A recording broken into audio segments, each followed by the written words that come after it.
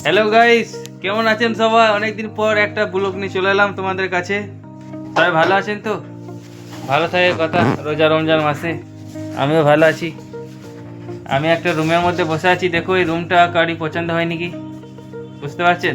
রুমটা দেখেন, 3 বেডের রুম আছে, অনেক সুন্দর কোয়ালিটি। এটা হচ্ছে কলকাতায় 57 কলিং স্ট্রিট। চলে আসতে পারেন। আমার কমেন্ট বক্সে কমেন্ট করবেন, সব ডিটেলস জানিয়ে দেবো আপনাদেরকে। রুমটা দেখাচ্ছি, দেখেন। এটা হচ্ছে 3 বেডের রুম, ঠিক আছে?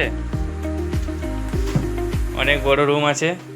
এটা হচ্ছে ওয়াশরুম আছে, এদিকে হাউসকিপিং ছেলে।